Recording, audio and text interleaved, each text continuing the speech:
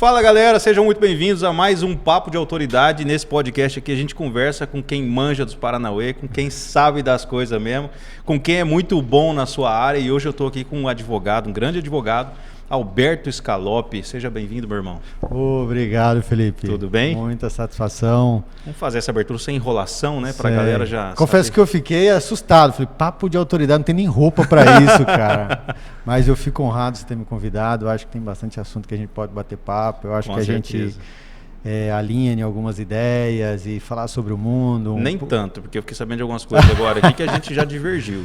Mas nosso papo estava muito bom aqui antes. É importante, cara. É importante a gente divergir para aprender. Todo mundo aprende com o outro. Com até certeza. Respeitar a divergência. Com certeza.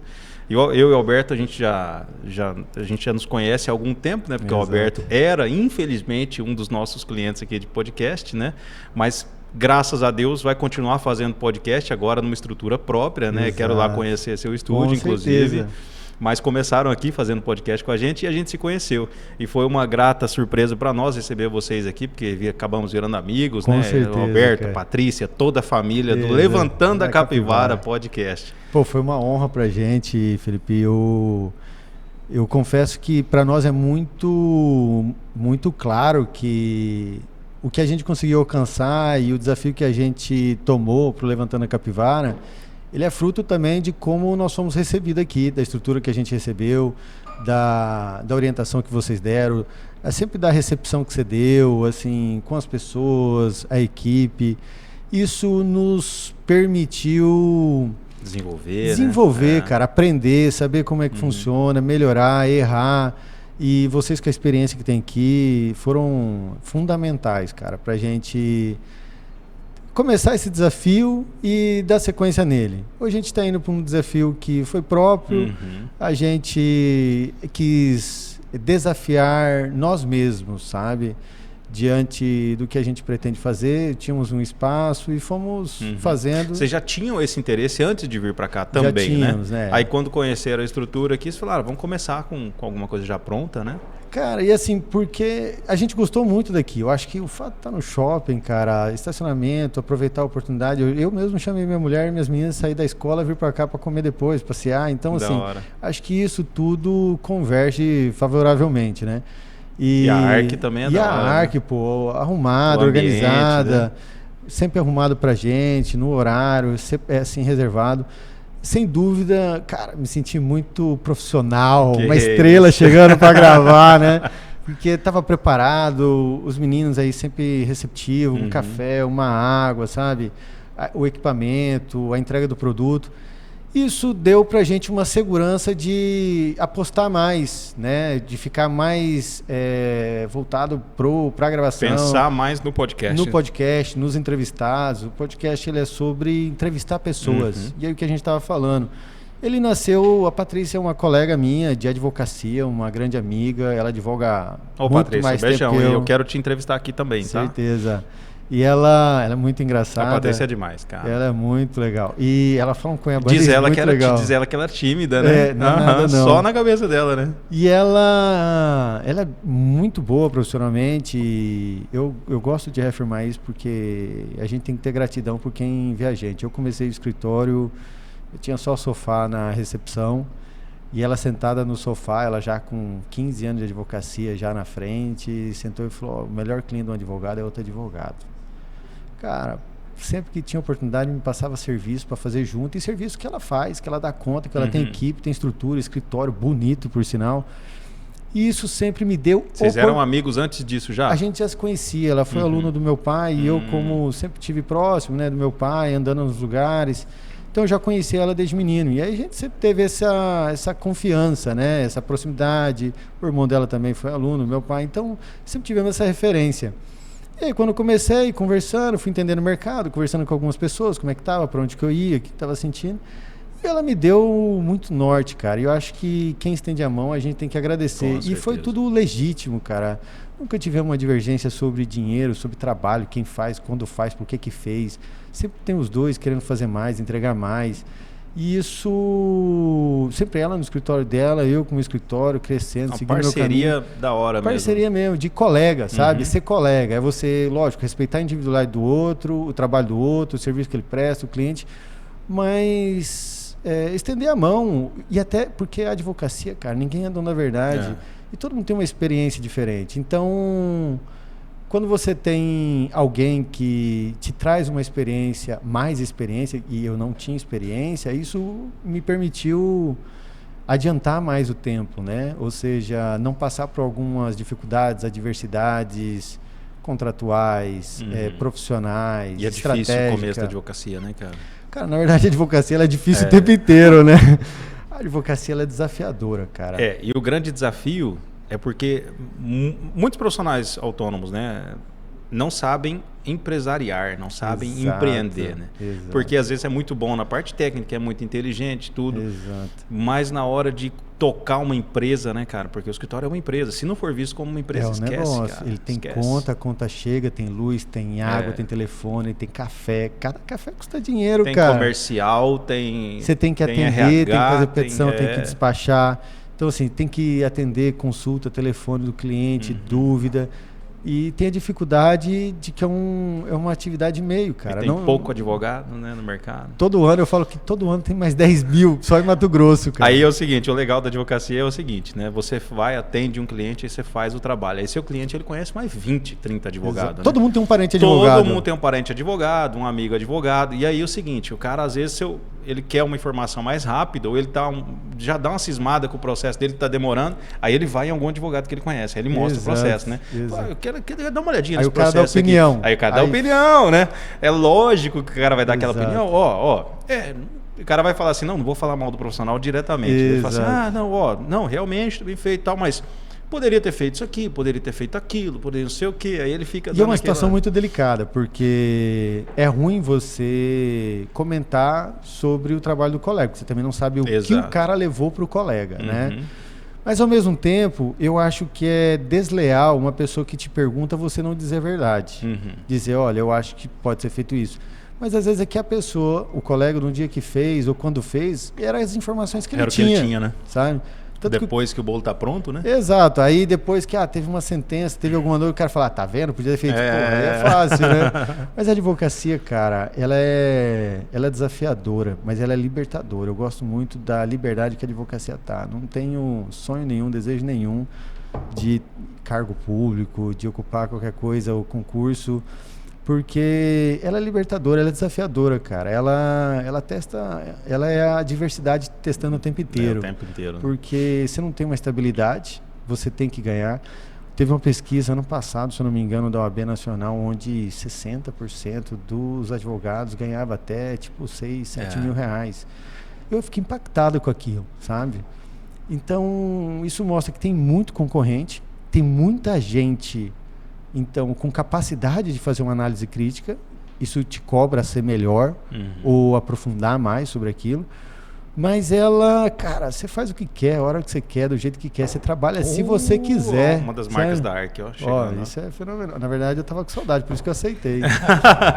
E aí... Um brinde aí. Saúde. Saúde. Então, assim, a advocacia, cara, ela te permite... E você tem que ser versátil. Versátil não é no ramo do direito. Versátil no sentido de sobrevivência mesmo, cara. É o que você tem que ser dinâmico também. Então, assim, você tem que administrar, tem que pagar conta, tem que contratar, tem que demitir, tem que avaliar o trabalho, você tem que exigir o trabalho da pessoa. É seu colega, antes de tudo. Você tem que confiar, mas a responsabilidade está com você, o cliente confiou em você. Tem muitas coisas que tem a questão de sigilo também, então muito delicado. A pessoa às vezes quer que você mesmo faça. Mas, cara, ela te abre o mundo, cara.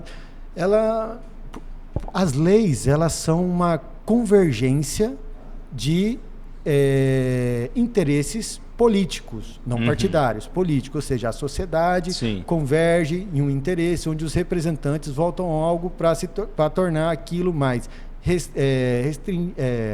restrito ou poder libertar ou regularizar ou legalizar um tipo de atividade, setor. Então, você acaba tendo uma noção pelo direito, tendo uma perspectiva do Estado, do coletivo, econômico, de como funciona. Porque a advocacia, ela surge pelas demandas sociais, né? Exato. Os problemas que estão acontecendo vão precisar sempre de um advogado, né? Tanto entre a sociedade entre si, quanto entre um cidadão e um órgão público, né? Exato. Então, o advogado está nesses problemas, ou seja, se há problemas, precisa da advocacia, né? Onde há relação econômica, onde há uma relação entre negócios, política, patrimonial, sempre que tem um ato, ele é um ato jurídico. Você compra uma coisa, você criou uma relação, ou de consumidor, ou contratual, de alguma forma você criou uma relação. Então, oportunidade tem. Lógico que o excesso de advogado, ele pesa muito. Quando eu comecei a advogar, eu escutei de um presidente do OAB que isso aconteceu literalmente, cara. Que a estabilidade, antigamente, ela se dava com 5 anos de advocacia. Mas com as demandas, os concursos, a OAB passou a ter mais provas durante o ano, então mais faculdades foram abrindo, mais pessoas foram tendo acesso a faculdades, e isso foi aumentando o volume. Então, a estabilidade de carteira de cliente, ela passou a se dar com 10 anos, mais ou menos. 10 anos. Então, fala, cara, você tem que trabalhar 10 anos, cara, para poder falar assim, pô, agora eu vou fazer o que eu quero, ou controlar o meu horário, porque é basicamente sobre tempo. Porque tudo é sobre tempo, né? Você trabalha para ter tempo, para poder fazer as coisas que quer. Então vai 5 anos de faculdade e mais 10 de profissão. Ou seja, 15 anos ali de lida para você conseguir respirar, né? E falar, pronto, agora eu vou dar uma... Mas não tem nada fácil, cara. A vida é feita de desafios, não é fácil para ninguém. E também vai muito sobre a construção da própria pessoa, né? Porque às vezes o cara tem um tino comercial bom, ele já vai mais além, mais rápido, né? Já consegue desenvolver e tudo mais. Às vezes o cara tem um perfil muito técnico, ele vai demorar um pouco mais, né? Às vezes ele cresceu num ambiente propício para aquele tipo de advocacia, atividade empresarial, tributária. Então ele tem familiaridade mais com os problemas decorrentes daquele setor no qual ele atua. Isso facilita, obviamente. Mas não deixa de ser um desafio para todo mundo, cara. E você também você navega no empresariado aí também, né? Cara, eu me jogo no mundo, cara. O mundo tá aí, a gente tem que aproveitar enquanto ali, energia, né? A gente tava falando ali que na sua vida você sempre gostou muito de viver e fazer de tentar. Acho que a vida é sobre tentar, sobre se desafiar. E como é que é o empresariado? O que você toca? Cara, eu sou sócio de um aterro sanitário. É um empreendimento que a gente vem tocando 4 anos. A gente tem licença de operação, tem atividade. É um negócio muito nichado, muito específico. É um negócio que... Onde fica? Ele fica em Várzea Grande. E tem 3 só aqui na região metropolitana. Caraca. Porque a viabilidade econômica de um tipo desse negócio, ele é muito restrito. Porque é para destinação final de resíduo, lixo, né?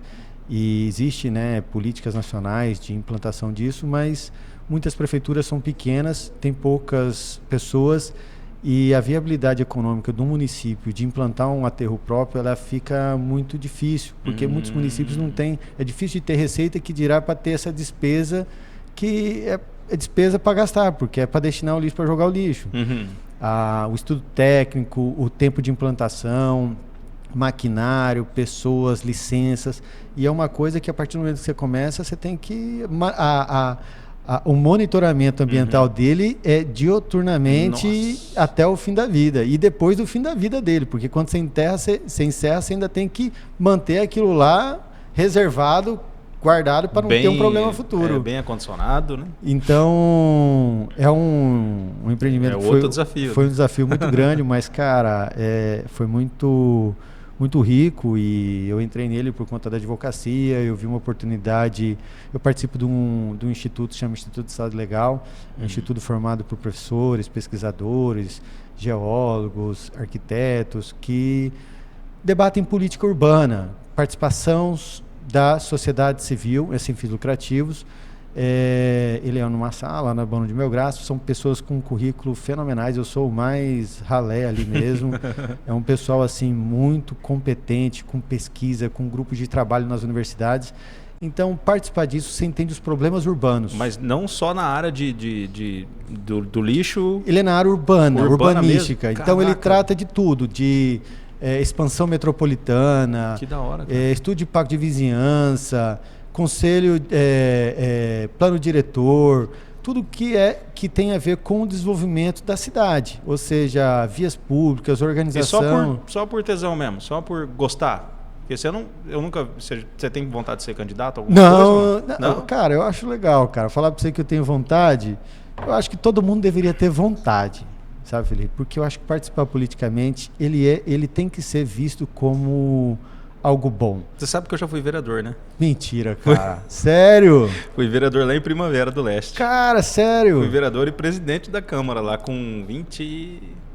Eu fui eleito com 22, sério, com 24 cara? eu fui presidente da Câmara. Muito legal, cara. Eu acho que é uma experiência fenomenal. Fiz o meu mandato, encerrei meu mandato, não concorri à reeleição, entreguei. Falei assim, gente, não é pra mim, né? Vocês me desculpem. Deus abençoe a vida de vocês, mas eu vou cuidar da minha vida agora. Eu briguei demais, cara. Nossa, eu estive ontem com o ex-prefeito de lá, o Léo Bertolini. Léo é meu amigo. O Léo foi meu chefe de gabinete. Você tá brincando? O Léo foi meu chefe de gabinete. Não foi por mim que ele surgiu na política. O Léo ele já trabalhava na Câmara e entrava presidente, saía presidente. O Léo era o chefe de gabinete, porque ninguém abria a mão dele, porque o Léo é fera. Cara, o Léo é absurdo. Você precisa ver. Nós entramos numa reunião. Eu estou presidente da Comissão de Direito Minerário da OAB de Mato Grosso. E ontem eu estive com o vice-presidente para a gente falar de alguns aspectos minerários aqui no estado. Porque vai ser deputado, né? Ele? O Léo vai ser deputado, hein? Será? Com certeza. Cara, ele tem envergadura para isso, com certeza. E ontem, cara, eu não conhecia ele. Você precisa ver a cordialidade, a atenção e a resolutividade dele para o que nós levamos. Ontem nós tratamos do assunto, saímos de lá com um seminário pronto, ele vai trazer todos os prefeitos para tratar um assunto. Ele falou, cara, ninguém sabia disso, é oportuno, vamos falar disso. Já falou, faz isso. Foi chamando as pessoas-chave, foram entrando na sala, foi desenhando. Cara, em 2 horas ali saímos com o negócio. Eu falei, cara, um negócio assim. Ele é desenrolado, cara. Mas legal essa experiência sua, hein, Felipe? Foi, cara. Eu acho bonito isso, cara. Eu não vou falar que nunca serei, sabe? Porque eu gosto e defendo a participação. Eu sou contra quem fala todo político é criminoso, todo político tem que morrer. Então... Eu falo, mas se a gente tirar todo mundo, matar todo mundo, sobra quem? Nós mesmos. Nós mesmos. Então a gente tem que eleger de novo. E é simples, né? Saíram do meio de nós, né? Exato. Era um de nós, foi para lá. Exato. Né? Então, ou seja... se está criticando, participa do debate e faça escolhas. Não importa se ela é esquerda ou direita, faça escolhas. Porque pior do que fazer a escolha errada é não fazer a escolha. Porque isso dificulta até a crítica. Porque quem escolhe pode criticar, mesmo errado. Então, cara, eu fico muito feliz, cara, de saber isso. É uma experiência muito legal. Mas eu não daria conta por isso. O meu pai foi vereador 20 anos antes de mim em Primavera. Fui vereador em 2008.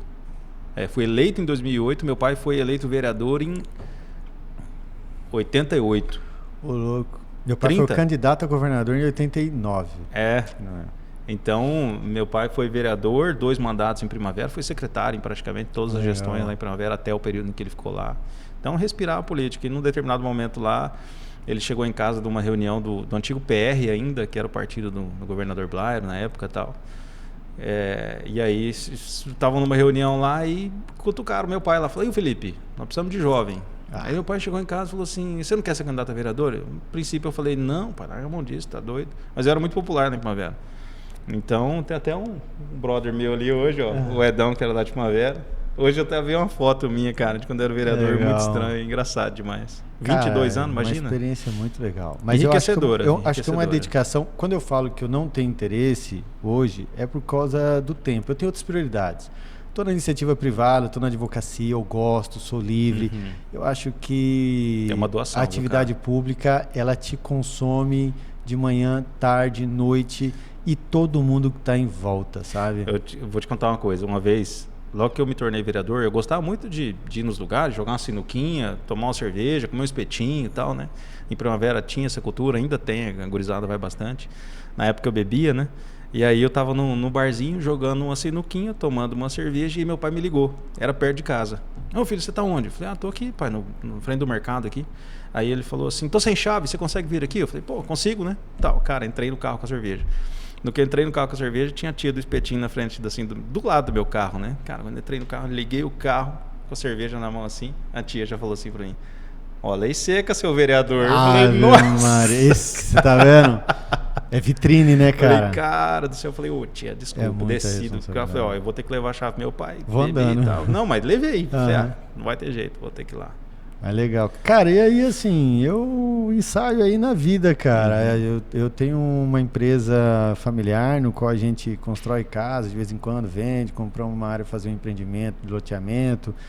Tudo vai fazendo aos poucos, cara. Você tem que dar vontade de abraçar o mundo, mas a gente não dá conta de abraçar o mundo. Então a gente tem que ir tentando. Eu acho que todo mundo que quer algo, ele consegue, sabe? Porque quando a gente quer, a gente pensa sobre aquilo. A gente se esforça em encontrar meios de atingir aquele objetivo. Não importa qual é a dificuldade. Eu tinha uma frase que uma vez um cliente meu me corrigiu, mas eu gosto dela. Que sucesso é de fracasso em fracasso sem perder o entusiasmo, sabe? Isso é da hora, hein? Porque você tem que ter garra, cara. E uma outra pessoa, um cliente também me ensinou uma vez, eu tinha dado certo um negócio. Falei, mas agora não tá difícil a próxima fase. Ele falou, cara, a vida é igual um jogo. Toda vez que você passa de fase, ela fica mais difícil. E ela é mesmo, porque a gente passa a objetivar voos maiores, sabe? Objetivos mais altos. Mas eu acho que é natural, que a gente tem que tentar, tem que aproveitar que tem energia, que tem vontade. É sobre o quanto você aguenta apanhar, né? Exato. E vai, cara, vai. Por que não, sabe? Ah, não posso isso. Cara, tenta. A gente tem que tentar, tem que perguntar, pedir, trazer alguém. Se a gente não sabe, chama alguém para conversar. Cara, da Terra, quando eu vi a oportunidade, eu li um documento. Pelo Instituto, eu li um documento. E esse documento dava um cenário. Eu falei, cara, não tem outro mercado, só tem um cara aqui, tem um mercado desse tamanho aqui. Chamei uma pessoa que eu conhecia. Eu não conhecia ele, conhecia a mulher dele. Mas sabia que ele tinha atuado uma vez, porque eu escutei ela falando perto de mim. Eu liguei para ela, sem intimidade nenhuma. E eu respeito muito isso, agradeço toda a confiança que me deram. Ela é uma autoridade, inclusive, liguei para ela e falei, olha, eu escutei um dia, estava em tal lugar, escutei você falando, seu marido tinha feito isso, isso, isso. Eu estou querendo conversar com ele, conhecer ele. Você pode me passar o telefone? Ele me passou, ele foi lá no escritório, conversamos, falei, cara, isso. Ele falou, cara, legal. E começou a me dar luz, cara. Pá, tá, tem isso, você pode fazer isso, o mercado é assim, fiz isso, vendi, tentei isso. Cara, isso foi abrindo caminho. O que eu tô falando? Cara, eu nem conhecia, cara. E aí fui atrás de informação. Isso foi conhecendo pessoas, cheguei para um cliente, ofereci para ele, o cliente tinha condições, ele falou, vamos fazer um negócio, foi fazendo. E aí me ofereceram participação, porque eu fui tocando e entrei no negócio, fui crescendo e, cara, hoje tá andando, é muito legal. E a gente vai testando, aí faz o podcast para poder também estressar, falar de outras coisas. E o podcast, cara, o que a gente tá falando, ele é sobre aprender o que o outro tá falando, cara. Eu ia te perguntar, por que vocês resolveram fazer um podcast? Cara, eu e a Patrícia, a gente sempre conversou bastante. E aí, um dia, eu tava conversando, eu tinha uma reunião com ela, a gente tinha uma reunião, ela foi no escritório, e eu tava com a Darcy e o Júnior conversando, o Júnior já fazia tráfego e tal, e conversando sobre o que postar, como é que tá o mundo digital, porque o mundo virtualizou. E assim, só que não é... Eu nunca quis ser autoridade de Instagram, influencer, personagem. Não é meu perfil, talvez para outras pessoas que talvez tenham uma relação com a rede social muito mais fácil. Eu não tenho essa relação com a rede social. E é normal isso. E aí a gente conversando, aí a Patrícia chegou, entrou na sala, aí ela começou a Patrícia faz bastante curso, e ela sempre foi muito nos congressos que chama Fenalau, em São Paulo, que é de tecnologia na área do direito. E ela falando das experiências dela. E a gente já estava debatendo há algum tempo sobre o que é o mercado. O que você está fazendo, Patrícia, no mercado? O que eu vou fazer? Eu estava tentando entender o mercado. E aí a gente foi conversando. Falei, não quero falar isso, eu não quero fazer isso. Aí ela falou, cara, eu tenho um nome, vou montar um podcast. A hora que ela falou levantando capivara, eu falei, é isso mesmo. Mas é sobre o quê? Não vamos falar de direito. Porque muita gente fala direito. O direito chega a ser chato, cara. Ele é para você resolver problema. Você fala de direito e te lembra de problema. Então, não vamos falar de direito. Eu já trabalho direito, sabe, todo dia, chega à noite, tem que corrigir peça, corrigir documento, analisar. Não vamos falar sobre isso. Vamos falar sobre o quê? E aí eu assim, lembrei de uma fala de uma pessoa, e era algo que eu tinha interesse mesmo. E que, se eu não me engano, foi do próprio Pepe Guardiola que eu li sobre isso. E era ele falando que uma vez que ele gostava de convidar para jantar pessoas que em algum momento ele teve notícia, viu, leu, tiveram algum processo criativo, que tiveram alguma coisa, fizeram alguma diferença sobre algo que eles fazem. Não importa se o cara é cozinheiro, se o cara é faxineiro e desenhou uma vassoura nova, não importa. Era sobre o que aquela pessoa, como é que aquela pessoa saiu do status quo, do comum, como é que ela furou a bolha dela em ser diferente, fazer Guardiola? algo. E eu lembro que ele contando que ele tinha chamado um chefe de cozinha catalão lá, que tinha um restaurante muito renomado no mundo inteiro, que tinha todas aquelas coisas, cozinha mais tecnológica, era Adrià, alguma coisa, não lembro o nome. Chamou o cara para jantar. E aquilo marcou, porque ele já é um cara consagrado, já é um cara que tinha sido campeão como jogador, tinha sido campeão já como treinador. O que ele estava procurando? Informação, conhecimento, cara. Então, o que eu quero no podcast, o que me alimenta no podcast, é conhecimento, é experiência. A vida é feita de adversidade, cara. Ela é difícil para todo mundo, para algumas pessoas menos, para outras pessoas mais. Isso. O ponto de partida econômico, social é diferente para várias pessoas, sempre respeitando isso.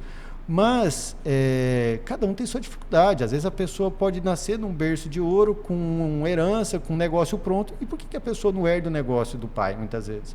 Vai para um outro caminho. Porque é a vida dele, é o caminho dele, é o desafio que ele tem, é a adversidade que ele quer enfrentar, a oportunidade que ele vai fazer. E eu vi isso como uma oportunidade de conhecer pessoas, cara, no sentido de conhecer experiências. Então a gente queria entrevistar do pipoqueiro, nutricionista, médico. E estão fazendo isso. Né? Estamos fazendo isso, porque cada um tem uma experiência para contar sobre o mundo, cara. Cara, eu sempre falo que eu adoro conversar com gente mais velha. Exato. Amo. Na minha faculdade, eu formei em Direito com um senhorzinho, Dr. Milton Braff, o médico mais antigo de Primavera do Leste. Cara, a minha paixão, a minha diversão era sentar do lado do Dr. João e ouvir Dr. Milton e ouvir histórias. Eu lembro do dia que ele faleceu na nossa turma. Eu me lembro de eu estar chorando no velório dele, porque eu amava conversar com ele, cara. Porque o cara muitas vezes tem a experiência para te passar, cara. O que aquele cara viveu. Por exemplo, eu lembro de histórias. Eu lembro que eu fui numa comunidade lá em Primavera, comunidade... Esqueci o nome da comunidade agora, mas eu fui e eu conversei com pessoas que começaram aquele distrito, aquela comunidade, e aí os caras, há 20, 30 anos atrás, eu vi as atas que eles escreviam e eu vi o cara que tinha escrito aquela ata, era um piloto de avião, que era daquela comunidade, e tipo assim, o cara com 16, 17 anos escrevendo ata de reunião sobre o desenvolvimento da comunidade. Aí eu falo, poxa, cara, eu tinha 22, 23 anos na época, e eu me via como um garoto inspirador. Eu falei, cara, um menino de 16, 17 anos estava aqui fazendo uma reunião. Eu tava perdido no mundo e o cara tava aí participando da comunidade, né? Cara, isso é absurdo, cara. O que essas pessoas... Assim, isso é uma vontade, é um desejo, é uma coisa que nasce em poucas pessoas, eu acho. Exato. Eu não tive essa maturidade cedo, mas eu acho isso muito interessante. E aí eu acho que a ideia é a gente conhecer essas histórias, entendeu? Aprender, cara. É elas que preparam a gente para a vida. A vida é feita de adversidade, de dificuldade, cada um com seu desafio emocional, financeiro, a sua construção, existencial. Né? Mas quando você escuta a experiência, cara, eu acho que até o seu problema fica menor, porque todo mundo tem uma dificuldade que superou e que para você talvez era uma coisa muito grande e no final a pessoa mostra para você que não é. Aí você fala, cara, vou pro próximo então. Então, é sobre isso o podcast. Eu acho que isso alinha com a Patrícia, sabe? Da gente conversar com as pessoas, entender as pessoas. E o mais gostoso, cara, é que a ignorância, ela é rica. É rica, né, cara? É isso que alimenta. É importante, ninguém é dono da verdade, ninguém tem estrela na testa. Então, quando a gente está numa posição de ignorante, a gente consegue, com que as pessoas que estão assistindo, também se alimente daquela informação que você não sabe, ela também não sabia. Eu lembro de uma pessoa que me falou, quando a gente começou a fazer os podcasts aqui, uma pessoa falou assim para mim, caraca, todas as perguntas, era uma pessoa que assistiu um podcast que eu fiz com um empresário, e a pessoa assim, todas as perguntas que eu queria fazer, você fez. Exato. É sobre isso, cara. Então, assim... A gente aprende, cara. A gente pode perguntar, fazer a pergunta mais boba, mais ignorante, porque não existe pergunta burra, não existe pergunta errada. Existe pergunta errada, mas assim, toda vez que você pergunta algo, é uma oportunidade de você pegar um conhecimento, um exemplo, uma história que te prepara para a vida, cara. Te prepara para tomar uma decisão. Te prepara para não sofrer, para enfrentar a vida. Então, é sobre isso, cara. E aí, a gente vai se organizando, né? Fazendo uma coisa aqui, advogando, sendo empresário, fazendo podcast. Mas para experimentar a vida, cara. Essa vida é maravilhosa, a gente só tem uma. A gente não sabe se tem outra. Então... Ô, Alberto, eu queria bater um papo com você também sobre um pouco desse cenário político, econômico que a gente está vivendo, cara. A gente estava batendo papo e antes da gente começar o podcast, eu estava pensando nisso. Acho que eu vou falar sobre isso com ele, porque eu tenho certeza que você vai enriquecer esse debate pra gente. Cara, como que você enxerga hoje? Eu achava que esse radicalismo, como é que a gente... Eu tô querendo ficar 2 horas aqui já, porque o assunto tá bom. Então, a polaridade, né? A polaridade que a gente vive, eu achava que ia diminuir. E a coisa se acentuou nos últimos meses. Se acentuou de um jeito que está pior do que estava antes, parece. Pelo menos para mim parece que está mais acentuado ainda do que estava antes. Como você enxerga isso? Cara, eu não vejo como polaridade, porque eu não acho que são 2 pontos que estão em opostos e cada um de um jeito. Eu acho que existe um lado do qual ele se posiciona de forma extremista. Você acha que o lado fala muito alto? Fala muito alto e muito agressivo também. Uhum. E não dizendo que o outro lado não tem seus erros, né? E às vezes o mesmo radicalismo e até a mesma agressividade, né? Nos dois extremos, né? Mas eu acho que assim, é natural, cara, no Brasil ter lados opostos. Se você for pegar as eleições desde a redemocratização do Brasil, as eleições elas sempre tiveram uma média de diferença na hora do voto final eleição de 10 pontos percentuais, cara. Você vê que fica lá 40 e pouco, 50 e pouco. O Lula que teve lá no segundo mandato, uma oportunidade, teve acho que ficou por 58%, coisa assim. Embora tenha saído do governo com 80% de aprovação. Então, ele não teve 80% da eleição. Porque sempre tem a oposição, sempre vai haver oposição, sempre vai haver uma crítica, e ela é perfeita, ela tem que ser construtiva, tem que existir, porque senão a gente vira daí num estado único e dissolve uma posição. Então ela tem que existir, mas tem que ter um respeito, tem que ter um limite para isso, que é um respeito institucional, e é o que a gente está falando, de respeitar o cargo, respeitar a eleição, respeitar quem perdeu, respeitar quem ganhou. Protestar todo mundo pode. Eu acho que é legítimo. É a liberdade de a gente ir para a rua e protestar qualquer coisa que você pensar. O que a gente não pode protestar ou defender coisas que sejam mais extremistas, que exclua alguém, que limite alguém ou que impeça alguém de exercer o mesmo direito que você está exercendo. Então, eu acho que essa polarização ou essa separação esquerda-direita, embora não era tão extremista, mas ela sempre existiu. É que antes isso estava concentrado num grupo que, ao meu ver, era de direita e que hoje a extrema-direita, que tem umas posições mais radicais que essa direita, que era uma direita mais conservadora, liberal, mais capitalista, liberal. E aí a extrema-direita ela vem com uns tópicos mais religiosos, mais conservadores, num aspecto de limitar até o direito dos outros, inclusive de direita, muitas vezes. Tanto que as pessoas que foram de direita e foram sempre à oposição, e nós vamos levar em conta que nos últimos praticamente 20 anos o PT está no governo. Então, quem foi sempre oposição, você vê que eles nem existem mais. Apareceu agora o Temer e o Aécio esses dias de graça aí, por causa da PEC lá, da anistia. Da anistia, para poder falar que não era anistia, que era dosimetria. Você fala, cara, onde que esses caras estavam? Então, mas eles eram a oposição. É que hoje, se você pega eles como na época a oposição, hoje tem a extrema oposição. Aquela que eu perdi, então tudo está errado. E aí, me desculpa, mas assim, uma pessoa que é eleita por um voto eletrônico, depois falar que esse voto ele é nulo ou que ele é fraudado, me desculpa, mas você foi eleito por ele. Como é que um Congresso que é eleito por um mecanismo eleitoral, por um processo eleitoral, ele fala que esse processo eleitoral não é legítimo? Na minha percepção, então ele está deslegitimando, inclusive, quem está lá. Então sai daí, meu irmão, vamos eleger um novo pessoal. Ou ele está querendo mudar isso de uma forma que permita ele se manter no poder. Então, assim, eu acho que essa polarização ela pode sempre existir, cara. O que ela não pode ser é assim, eu sou petista e você é bolsonarista e você tem que morrer, você tem que isso, tem que ser bandido bom, é bandido bom. Não, cara, as coisas eu acho que não são assim, não são extremas. Todo mundo é filho de alguém, ninguém é filho de chocadeira, cara. Todo mundo é filho de alguém, é boa. Ninguém é filho de chocadeira. Se você sai pro espaço e olha pro mundo, não tem divisa, não tem cor, não tem religião, não tem nada que separa aquelas pessoas. É um monte de gente igual, sobrevivendo naquele universo, naquela bolha, cara. E nem sabe se tem vida no exterior. Exato. Então, para que tá brigando por guerra, tá guerreando por religião? Por que tá guerreando por dinheiro, cara? Eu acho que a guerra ela é predominante. Antes de a gente pegar, ela é mais do ponto de vista econômico, financiada e subsidiada pelos Estados Unidos do que uma questão propriamente religiosa, embora isso é muito pesado.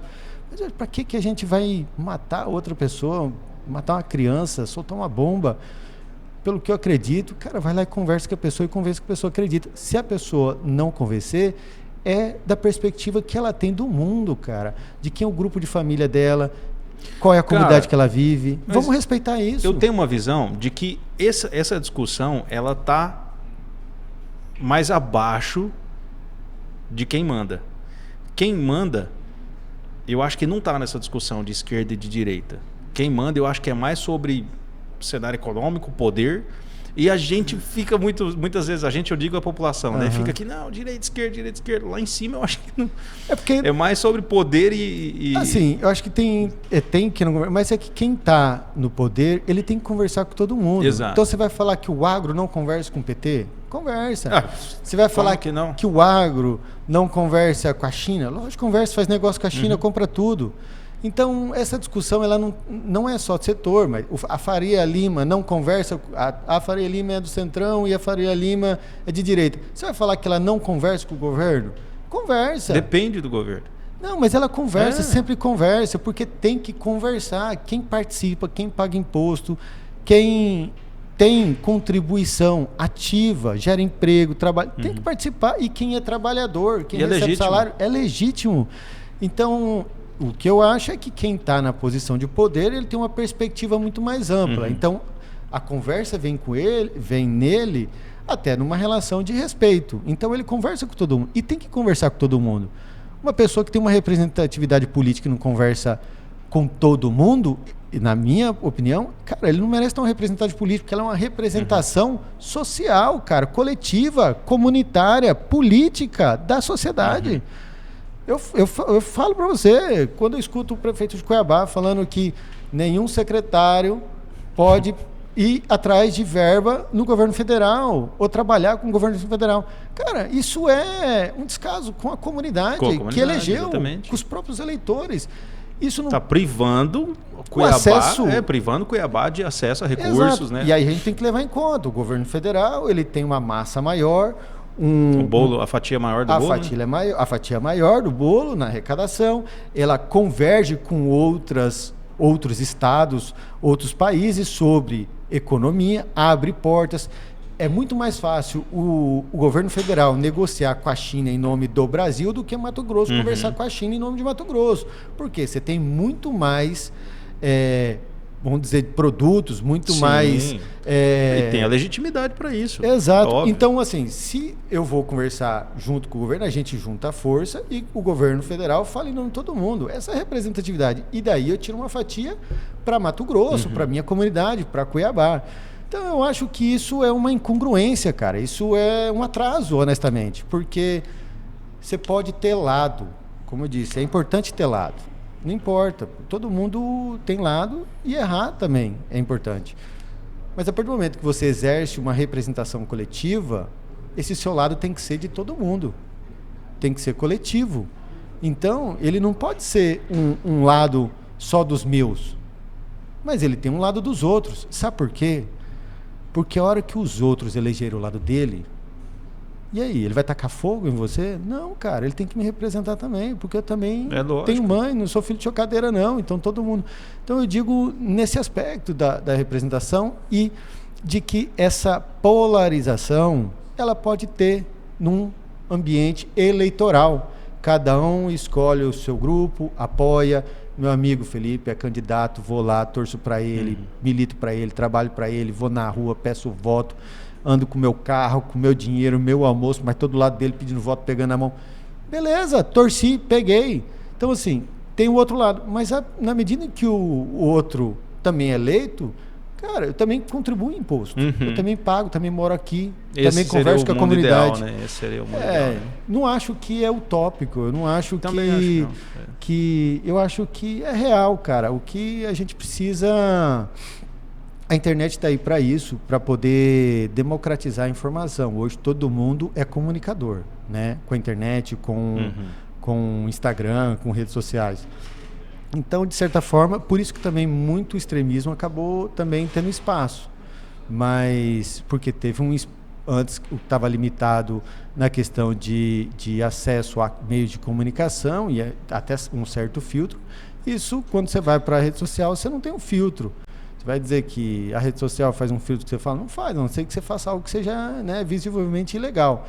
Mas emitir opinião, constatar um fato, fazer uma opinião sobre determinado fato ou posição política, eu acho que isso democratiza. E isso dá publicidade a todo tipo de pensamento. Eu acho que isso é totalmente favorável e espero que isso diminua essa ideia de esquerda, direita, extrema esquerda, extrema direita. Cara, eu sinceramente eu tenho uma posição assim, se eu fosse...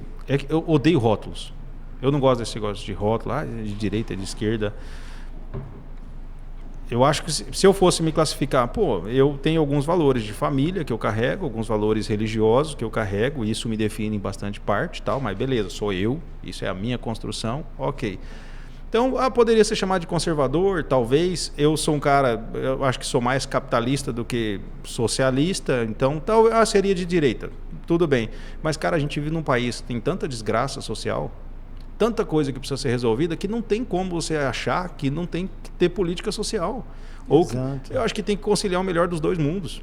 Exato. É igual falar de Bolsa Família, representatividade do Estado. Cara, a China, se você for pegar a China, como ela cresceu nos últimos 20 anos, quando eu fui lá ninguém nem falava inglês, cara, mas eu entrava no ônibus, eu joguei um dinheiro numa caixinha, porque para eu pagar o ônibus, eu tinha que colocar o dinheiro, não tinha quem estivesse olhando o quanto eu estava colocando e aonde eu estava colocando o dinheiro. É só a caixinha que você entra e colocava. Caraca. Então, assim... Quantos anos atrás? Tem 20, pô. 20 e poucos. Né? Então, assim, foi antes das Olimpíadas. Mas você vê que ela cresceu muito naquilo que o Estado... Por que ela se fortaleceu muito economicamente? Porque ela se preparou como Estado. Eu falo que a China ela é capitalista, cara. Ela tem um capitalismo ela agressivo, tem uma organização socialista, comunista, no ponto de vista de ter um partido com um aspecto ideológico voltado para uma linha ideológica, inclusive de Estado mais forte, só que ela não deixa de ser capitalista. Você vê o jogo geopolítico que está acontecendo. Exatamente. Cara, os Estados Unidos aplicou a tarifa no Brasil, a primeira coisa que ela fez, falou, epa, aplicou tarifa em mim, também vou comprar de lá. E saiu barato e ganhou mais. E para o Brasil, na minha opinião, foi assim, o tiro saiu pela culatra dos Estados Unidos, porque ele era o grande cliente ou o grande parceiro ao longo de anos do Brasil, achou que se eu sair ele pede para eu voltar, se eu largar ele pede para voltar, e na verdade o que ele falou? Bom, se você não gosta de mim, tem quem gosta. Ele olhou para o mercado e falou assim, eu não vou ficar mais com... Quando a gente monta um negócio, a gente fala assim, a gente vai ter que ter um cliente que paga X, que até 30%, 40%, e eu tenho que ter depois alguns clientes menores, porque se eu tiver 2 clientes, 3 clientes que pagam muito... E eu perder um... Exato. O meu equilíbrio, ele impacta significativamente. Quando os Estados Unidos fez isso, o Brasil, que tem o que vender, principalmente alimento, olhou e falou, cara, eu vou para o mercado. Eu fui para o mercado e aumentou a venda. Então, eu vejo que isso é um preconceito, que no Brasil a ideia de que a China é um lugar ruim, porque muito do que... até porque nós somos um país colonizado e com uma formação ocidental. Então, todo o nosso escopo político, jurídico, cultural ele vem tudo, né? Do Ocidente, ele vem da Europa, que eram muito fortes, e ele vem depois da Segunda Guerra Mundial.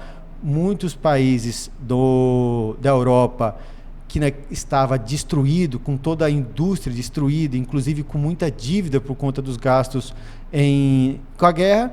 Quem que estava longe e sobrou e falou assim, eu vou construir tudo, vender tudo para vocês, entrego para os Estados Unidos. E com isso ele criou esse tempo de ouro dele, porque ele fortaleceu politicamente, porque a moeda dele é que estava mais segura. Exato. Os outros estavam destruídos, precisando recorrer a crédito e construção.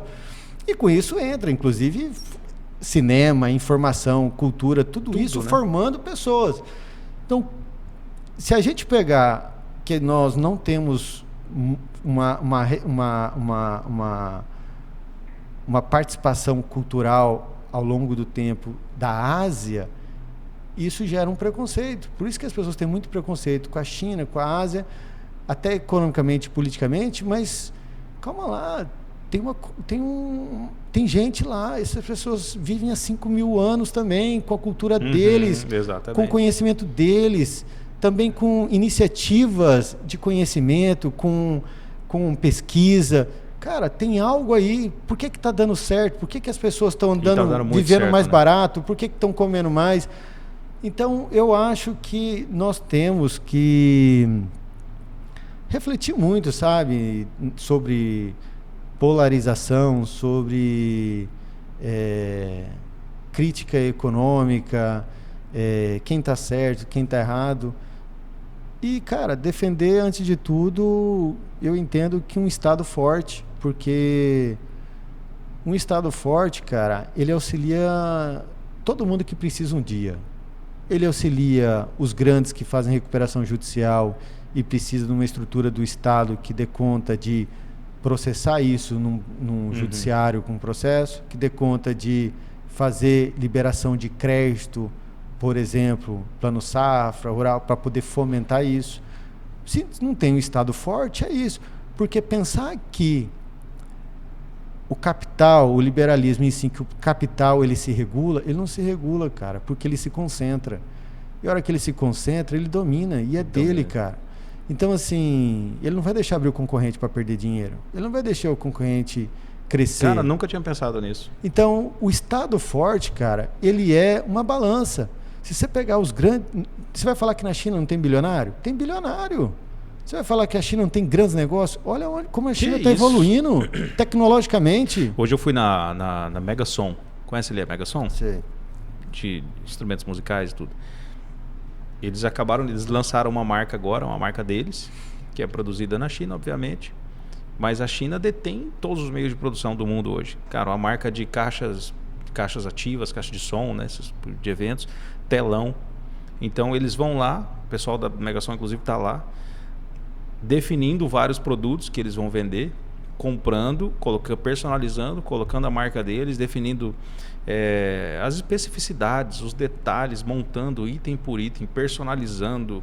Não é uma coisa assim não, eu quero isso aqui, coloca a minha marca. Não, estou criando um produto do jeito que eu quero, para o meu mercado, para o meu público e tarará. Cara, a China é absurda. E não é porque é falso e nem porque é ruim. Não, sabe por quê? Acabou. Se você pegar o custo de vida do americano, ele gira em torno, eu vi esses dias, 5 mil, 6 mil dólares. No chinês é de $1.000. Só qual é a diferença? Cara, nos Estados Unidos, você não tem saúde, você não tem transporte se você não pagar. Aqui, cara, nós temos saúde pública, cara. Você entra no hospital e sai sem pagar nada. É perfeito? Não é, cara, porque ainda tem muito preconceito e porque eu acho que tem que investir mais. Na China, cara, tem trem, tem investimento em trem. Por que não tem investimento em trem no Brasil? Porque a gente depende ainda economicamente muito da indústria, dos automóveis, automobilística, do petróleo. Nós temos 50% de umas maiores petrolíferas do mundo, que é a Petrobras. Então ela produz, ela gera economicamente. Como é que a gente joga o combustível no mercado? Tem o pneu, tem o motorista, tem a manutenção do carro, tem a produção do carro, tem a venda do carro. Pensa o quanto que isso pesa economicamente na macroeconomia, a hora que você dilui, da quantidade de trabalhador que precisa. Agora você põe o trem, meu amigo, é um caminho e 2 maquinistas, umas pessoas para atender. Então o custo, o movimento econômico ali na cadeia da sociedade, ela é muito menor. E se você pensar que nos Estados Unidos você não consegue praticamente fazer nada, por que as pessoas vão com sonho americano, cara? Porque, eu vou lá e faço o meu preço. Por quê? Porque, cara, você chega pro patrão e negocia quanto você quer. Eu te pago tanto por hora, você ganha por hora. O dinheiro na mão, ele parece muito, cara. Só que só tem aquele dinheiro, irmão. Não tem mais ninguém para você, não. Agora, quando você tem o Estado forte, cara, você pode ganhar menos, mas você vai no hospital público, você vai na escola pública. Boa. Você vai aposentar. Você vai aposentar. Então, porque vai chegar uma hora que você não vai ter essa força de ir lá trabalhar.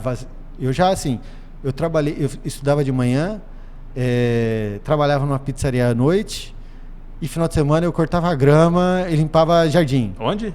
Na Austrália. Austrália. Era menino, podia fazer tudo, né? Cara, eu tinha energia de 20 anos para fazer tudo isso. Vê se eu quero fazer tudo isso hoje. Não quero, eu tenho outra prioridade. Então, se você tem acesso a um Estado forte, cara, o Estado, ele te permite usufruir daquilo que muitas vezes você não usa imediatamente, que é o quê?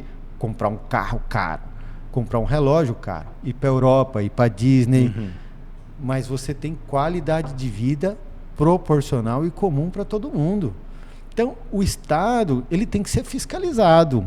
Ele tem que ter representantes sérios, ele tem que ter cobrança da sociedade, tem que ir para a rua quando tem que cobrar, não importa o lado político, tem que cobrar, porque a ideia é essa, foi para o cargo público, o que é de todo mundo é vitrine, meu amigo, tem que falar quanto está ganhando de patrimônio, tem que falar como a PEC da blindagem para quem está votando, não é voto secreto. Então, assim, não é assim, só vai investigar se o Congresso autorizar. Não, é assim, eu só vai abrir investigação se for investigação lá na minha casa? Não dá. Então, você tem que estar sujeito, cara. É o ônus de representar a coletividade, de representar as pessoas, representar quem não sabe ler, representar quem não sabe escrever, representar quem não teve oportunidade. Porque, infelizmente, cara... É aquilo que você falou, né? Um está começando daqui e tem muitos começando daqui. Exato. Né? E por que não pode, esse daqui não pode ter a mesma oportunidade que você teve? Porque eu nasci e tal, eu tive isso. Cara, ninguém e não é uma questão, não é Deus que te escolheu. Os caras olham para a meritocracia assim, Você acha que Deus falou assim, você vai ser rico, ele vai ser pobre, você vai ser feliz e ele vai sofrer? Eu acredito que não, cara. Se Deus é Deus de todo mundo, é amor, ele quer o amor de todo mundo, cara. E espera que você...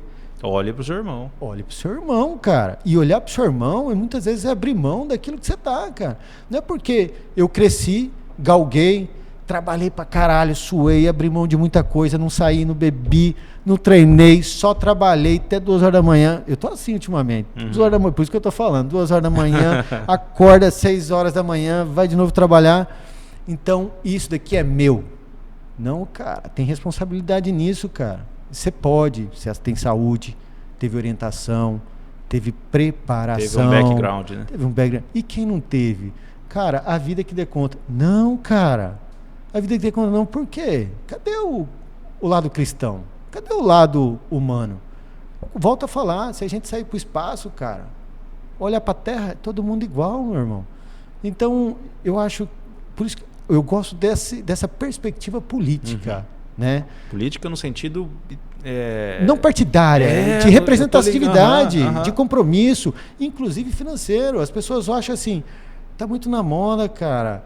Eu ganho, compro uma Ferrari, compro um Porsche, compro isso.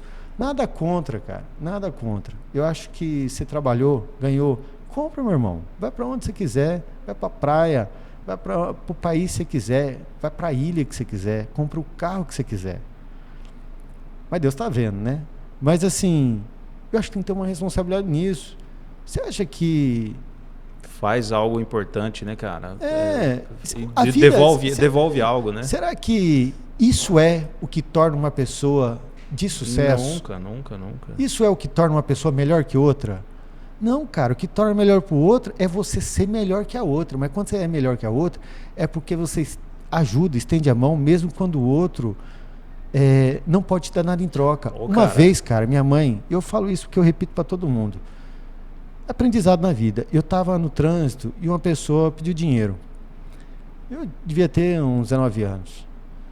E eu falei, minha mãe, pô, eu às vezes quero ajudar, mas eu às vezes sinto que se eu ajudar, eu estou alimentando o vício de pedir e muitas vezes de não ir trabalhar ou não fazer outra coisa. É como se a pessoa estivesse aqui numa oportunidade porque alguém vai dar. Ela virou para mim e falou assim, meu filho, toda vez que alguém pedir ajuda para você, você tem que pensar se você está na condição de ajudar ou de pedir. Se você pode ajudar, você tem que ajudar. Cara, sabe por quê, cara? Todo mundo pede ajuda para alguma coisa um dia, bicho. E isso pede ajuda politicamente, social, emocionalmente, ideologicamente, orientação, conselho, tudo é uma ajuda. Cara.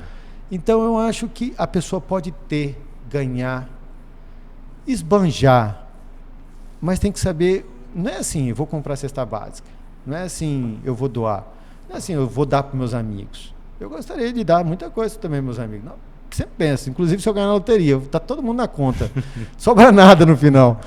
Mas eu acho que é como você se posiciona politicamente, socialmente, coletivamente, o interesse de beneficiar a coletividade. Tem que pagar imposto, cara? Paga, cara. Sabe por quê? Eu te digo um exemplo.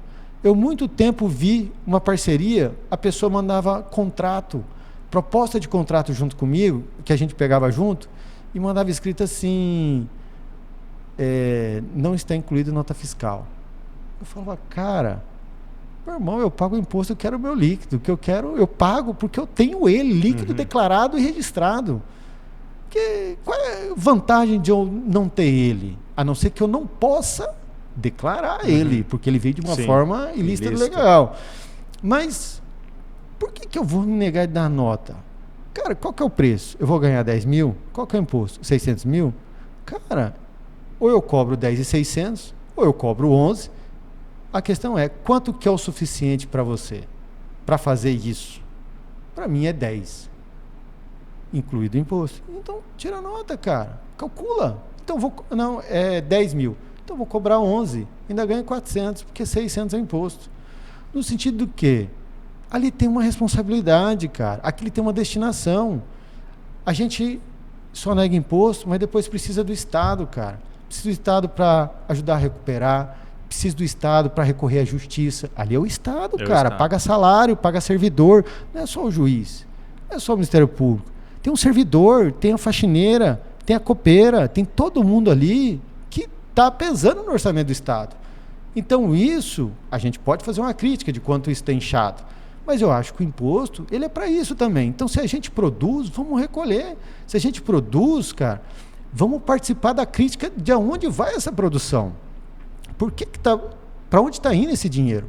Acho que é legítimo quando uma categoria, um setor, se organiza para ter representação política, partidária, para ter participação em conselhos de classe, para ter participação em conselhos de órgãos públicos. Por que é legítimo? Porque se aquele setor ele produz economicamente, é legítimo que ele tenha representante ali para participar, saber discutir, propor. Nosso setor entende que uma demanda maior hoje é as entidades tal. Então, como existe o SESI hoje, ele é decorrente do sistema Fiente, ele é um braço social da indústria, onde forma, prepara trabalhadores para a indústria, cara. Você vai dizer que não é importante? É fenomenal. Louco. Então, e é um dos grandes gargalos que nós temos, né? Exato. Mão de obra. E é um exemplo, cara, de produtividade, de formação, de trabalho. Então, tem que participar, tem que desenvolver. O que a gente não pode é achar que é só ganhar, ir para a Europa e o meu é meu, o seu é seu. E paciência, a luta. Isso que eu ia falar, eu acho que na real. A vida que te retribua, entendeu? Na real, o que eu sinto, e eu falo de mim, acho que da sociedade como um todo, a galera é muito egoísta, né? Todo mundo muito egoísta, né? Porque ajuda até a próxima página, né? No momento em que for me prejudicar ou for tirar alguma coisa do meu, opa, não, peraí, né? Então... Eu acho que é muito dessa formação cultural nossa, decorrente desse Ocidente, muito do filme americanizado. E como a gente é diferente do Oriente, né, cara? Demais, cara. Meu Deus, cara. Ali o tempo é diferente. A cultura deles e tudo. O tempo é diferente, a relação com a família é diferente. Se você conhece japoneses aqui... já é diferente. Muito diferente, cara. Tem inserido inserido no sangue. Muito diferente. Parece que é um chip, né? Exato, são cara. totalmente diferentes, o respeito, o comportamento. Pensa como isso... lá mais ainda, né? Outro dia eu vi uma reportagem, o cara andando de meia na rua, assim, porque tava limpo. Por quê? Porque a pessoa não joga. Aqui a pessoa joga e ainda faz assim pro outro, cara, porque o outro reclamou. Você tá entendendo? Mas a gente foi formado com isso. Nós tivemos pouca estrutura do Estado no sentido da educação. Eu estudei em colégio integral público já. E já estudei em colégio público aqui também. E você vê a diferença. Eu acredito até no colégio integral. Eu acho que é importante, também porque acho. permite a família de trabalhar. Sim. Porque o problema hoje é muitas vezes não ter com quem deixar, inclusive. Exato. E aí você vai falar, então não tenha filho porque você é pobre? Não, cara. Tá louco? Que é isso? Então tem direito de amar, de ter família, crescer, viver. Essa experiência é fenomenal, sabe? É só tendo filho que a gente descobre o que é verdadeiramente Eu acho amor. que a gente foi criado para isso, cara. Exato. Eu acho que a gente foi criado para relação. Sempre falo isso para os meus amigos.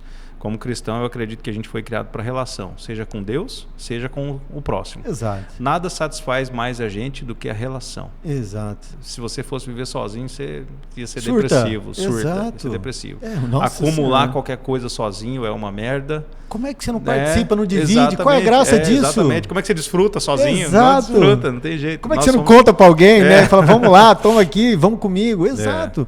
Então eu acho assim, que a escola, ela tem que ser fortalecida. Cara, uma crítica minha. E você vê que é movimento de setores com acesso a poder. Quando eles pegam quando foi descoberto o pré-sal, houve ali uma convergência política de que se vai explorar essa área, e aí considerando que é ambientalmente muito arriscado, isso tem um impacto significativamente em toda a coletividade, então aí fica aquela polarização, vai, não vai liberar, vamos proteger, não precisa mais do combustível fóssil, a gente tem que investir em outro setor. Fontes, não é? Tudo bem, o que é a convergência política? Vamos produzir, mas parte da arrecadação do dinheiro que vem desses impostos vai ser destinado tantos por cento para a educação, tantos por cento para a saúde. E aí determinou. Recentemente teve uma revogação, uma quebra de destinação. Eu não vou te dizer direito o termo que teve, mas destinar o dinheiro que era para isso para poder fazer plano safra, por exemplo. Não estou dizendo que está errado, porque ele tem alimento, sabe? É para o mundo. Só que se você for pegar uma incongruência, uma informação que saiu recente, onde Mato Grosso ele está acima da média em gente com dificuldade de se alimentar. Exato. Então, o Mato assim, Grosso, né? Que é o celeiro do mundo. Exato. E no Brasil, como é que nós podemos dizer que o Brasil é celeiro do mundo? Cara, e pensar que as pessoas têm dificuldade de comprar carne, cara. Tem uma crítica aí. É porque a gente está mais preocupado em vender em dólar e ir para o exterior do que colocar aqui, cara. O tarifaço fez o quê? Barateou muita coisa. Porque estocou o mercado aqui. Aí teve que vender aqui. Aí ficou mais barato. Aumentou a oferta. Exato. Então, Então, assim, o Estado forte... Eu não estou falando esquerda e direita, não. Eu falo em Estado que pode estar direito ou lá ou não. Eu falo um Estado organizado e forte, com responsabilidade com a coletividade, ele sempre vai se permitir que a livre concorrência ocupe o mercado, mas que tenha uma responsabilidade decorrente dessa atividade quanto à coletividade. E você pensar, cara, que o mundo... Eu li esses dias, o mundo tem 3 bilhões de pessoas na linha da pobreza, com dificuldade alimentar. Lógico, inclui parte da China, África, Ásia, tal, e tem de tudo. Só que produz alimento, assim, proporcionalmente 4 vezes mais. cara, onde está essa comida? Por que as pessoas não estão comendo se a gente produz? E a gente está numa bola de cristal, num universo. Estou voltando para o espaço, olhando para o espaço, olhando para a Terra e falando, cara, não está indo para o espaço esse alimento. Não está vindo alienígena, né? Pegando aqui e levando embora. Esse alimento está aqui, cara. E é para todo mundo, tem para todo mundo. Porque senão chega uma hora, cara, que a gente vai se comer, igual aquela teoria de colocar os ratos todos dentro de um balde, aí chega um ponto que de fome um vai comendo o outro. E é isso que entra a guerra econômica. O que os Estados Unidos fez? Os Estados Unidos, ele estabeleceu a tarifa, uma briga econômica tarifária com vários países.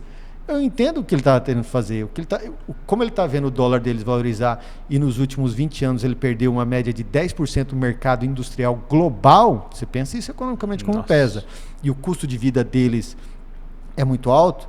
E aí o que eu estava concluindo antes, e lá tem uma valorização do ganho individual, não um ganho coletivo, não da responsabilidade coletiva, isso eleva o custo muito grande, porque é o cara que vai ter 20 carros, 5 Ferrari, me desculpa, o cara pode ter, mas precisa ter 5 Ferrari, assim, não é sobre a Ferrari. Se tivesse, você pode ter, não é sobre isso. Mano, é só você olhar para o que a China fez, né? Exato. É absurdo.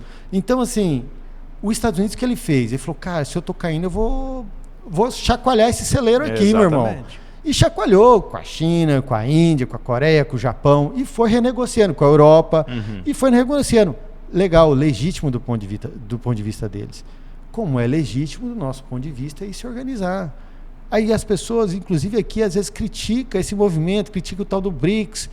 Cara, por que eu não posso negociar com todo mundo? Por que eu tenho que negociar com os Estados Unidos? Não, tem gente que acha que você só pode negociar com países que são ideologicamente alinhados, né? Por exemplo, nós somos um país conservador, um país cristão, então a gente só pode negociar com os Estados Unidos e com Israel. Exato, não existe isso, cara. Eu acho que a gente tem que atender o interesse, segurança econômica, financeira, alimentar da coletividade. Nós temos que vender, cara. Tem que vender. E trazer para dentro. Exato. Por isso que eu acho, e eu faço, e agora é uma posição, né, muito política, né, partidária. É quando vai um deputado representado pela coletividade para os Estados Unidos e provoca, né? Não é nem provoca, cara.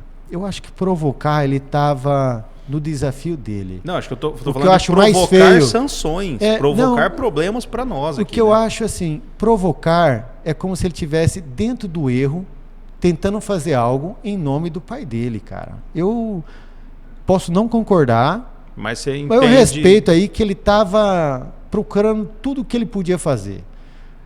O que eu condeno é ele se vangloriar de público, recebendo salário público, com representatividade pública, de impactar economicamente naquilo que é público, para todo mundo. Uma coisa é ele absurdo, como pessoa particular, fazer isso protestando no Tribunal Internacional, onde que ele quiser. É legítimo, cara. O que eu não acho que é legítimo, numa posição de representatividade, coletividade, porque se isso fosse nos Estados Unidos, ele estava na cadeira elétrica, cara. Sem dúvida, é só você pegar. Então, nem se fala, né? É só você pegar como é que são nesses países. O Trump estava falando de prender quem pichasse estátua. Aí aqui ele fala que está errado porque estavam prendendo a pessoa que pintou a estátua. Sem entrar nesse mérito, não estou dizendo que é só isso. Não, eu acho que é um vandalismo, não estou dizendo que é grave. Tem gente que faz muita coisa pior, inclusive. Mas acho que a gente tem que ser sensato, independente da posição política. Não é ser, vamos dizer assim, apaixonado por um lado. Acho que a gente tem que ser sensato, ter um senso crítico, analisar o que é mais vantajoso e, na minha perspectiva, aquilo que é coletivo. Às vezes você ganha menos, cara, mas é melhor ganhar um pouco de 100% do que 100% de nada. Então, às vezes você quer ganhar muito, quer ter tudo a mim, nada para o Estado, e isso te deixa num risco até maior. Se você ganha pouco, o Estado ganha outro pouco, amanhã o Estado te ajuda, cara. Te ajuda o quê? Fomentando, criando condições, política de desenvolvimento para o seu negócio, para o seu setor, formação da sua mão de obra. É para isso que existe transporte público. Cara, Por que a gente está com dificuldade em Cuiabá, por exemplo? A gente tinha um VLT, cara. Gastaram dinheiro, quebraram tudo a cidade. Quantos bilhões, né? Cara, e eu tava até sonhando com isso, porque ia passar na Fernando Corrêa, na esquina do meu escritório, falei, cara, eu pego aqui, dá pra ir no fórum, vou até a prainha e subo ali. Nossa, então, verdade. Sabe, eu entro, pago uma vez, sento lá e espero chegar, cara. Aí você vai lendo matéria, porque eu considero que dirigir é estressante, é cansado. Eu amo andar de Uber. Eu também, cara. eu gosto demais. Se eu posso, eu saio de Uber, cara. E assim, e muitas vezes, sabe? Às vezes o carro fica em casa ou fica no escritório, não, vou de Uber. Por quê? Ou vou lendo alguma coisa, vou pensando em algo, vou me preparando. Ou porque eu não tô afim de dirigir, ou tá quente, o trânsito tá apertado. Então, você vê, cara, como passaram pro BRT e mesmo assim não deu certo. Por que não dá certo, cara? Por que é tão difícil, cara? Fazer algo coletivo de transporte? Porque tem dificuldade. Porque muitas vezes a pessoa não tem interesse, a pessoa prefere ter carro do que andar de ônibus, porque às vezes isso é um status, ou uma queda de status. Então, ser normal, usar do bem comum, ele tem que ser bom para todo mundo, normal para todo mundo. A gente vê as pessoas indo para fora e reclamando do custo que tem toda vez de médico. Agora, e a gente vê muita gente vindo para cá no Brasil e acontece alguma coisa, vai no posto de saúde. Não estou falando que é perfeito. Cara, mas por que a gente não destina, então, mais atenção, mais organização para isso? Por exemplo, uma crítica como Mais Médico, uma crítica contra mais médicos, de médicos porque eles vieram de um estado, país, que tem uma cultura de formação de médicos que é Cuba. Mas não era sobre cubano, não era sobre comunismo, era sobre trazer uma mão de obra que se dispunha a trabalhar aqui numa parceria cultural para atender um déficit de médico. Então, assim, qual é o problema? Tem que passar pelo processo de civilização. Tudo bem, mas pelo menos para um primeiro atendimento, porque tem um alinhamento mundial, um mínimo de formação, de base acadêmica, que isso acaba convergindo em todas as faculdades, sim. né? Então, ali tem algo, pelo menos, dar atenção, o primeiro atendimento primário, atendimento de família, cara, então, eu que acho vai na sua casa. É justamente isso. Eu acho que o problema é discutido por critérios muito idiotas, cara. Muito superficiais, muito superficiais. Tipo assim, cara, não são produtivos. Como eu vou te falar agora, muitas vezes é o que eu sinto. Eu estou mais alinhado com os meus conceitos, aquilo que eu acredito, mais alinhado com conceitos de direita. Beleza, mas me dá vergonha de muita gente da direita, velho. É a mesma coisa, eu brinco, sou cristão, sou crente, mas me dá vergonha de muito pastor. Você entendeu? De muito crente. É normal isso, mas tudo bem, é normal. Mas a gente vê cada coisa absurda, cara. Por exemplo, você vê as nossas lideranças, né? A maioria das lideranças que são expoentes da direita, cara, estão militando por coisas ridículas. PEC da blindagem aí Eu acho que isso aí ainda é mais profundo. Mas a maioria dos debates, mano, é sobre se é todes ou se não é todes. Exato, cara. Ou se é ideologia, é não sei o quê, não sei o quê. Assim, mano, tem muita coisa mais importante pra se discutir, cara. Sobre opção sexual. Sabe o que eu penso, cara? Igual todos, eu vejo o cara levantando lá, as pessoas criticando. Meu amigo, cara, a pessoa tá falando para resolver, tem tanto deixa problema. Deixa a pessoa falar, cada um no seu tempo, cara, no seu amadurecimento. Fala do jeito que quiser, acredita do jeito que quiser. Eu discordo, posso discordar. Se eu quiser, eu posso argumentar, entender qual é a posição, o porquê. E ele pode fazer diferença. E a pessoa só vai respeitar a minha diferença se eu respeitar a diferença dela. É igual a pessoa entrar e debater e perder tempo muitas vezes. Me desculpa, cara, mas por conta da opção sexual de alguém. Cara, é a pessoa, deixa ela com o mundo dela, com a vida dela. Sabe qual que é o mais louco? Tem a ver com a gente? Sabe qual que é o mais louco? Tá muito ligado a questões religiosas, como você tinha falado. Como você tinha falado. E o mais louco é o seguinte: quem que é o cara, pra mim, pelo menos, que sou cristão? Jesus Cristo, pô. Exato. Cara, Jesus Cristo nunca ficou discutindo essas coisas, irmão. Nunca parou para colocar isso como prioridade da relação dele. Pelo contrário, ele trazia os piores. O diferente. Os diferentes. Ele trazia os Perfeito. Improváveis. Meu Perfeito. Deus, gente. Os rejeitados. Os né? rejeitados, cara. A mulher que era tida como prostituta, ele ia lá e ajudava. Exato. Né? O publicano, que era o... E foi aí que ele encontrou lealdade. Exatamente. Aí que ele encontrou admiração. Aí que ele encontrou respeito. Aí que ele encontrou amigo. E é aí que ele construiu a história. Porque a história dele só é contada porque essas pessoas contaram a história dele.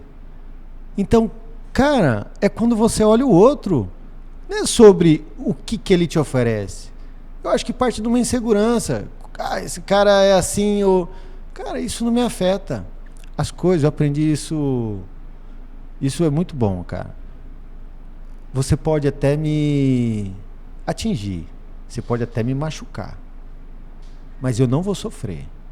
Você não vai ganhar, não vai me derrubar. Você pode me atacar.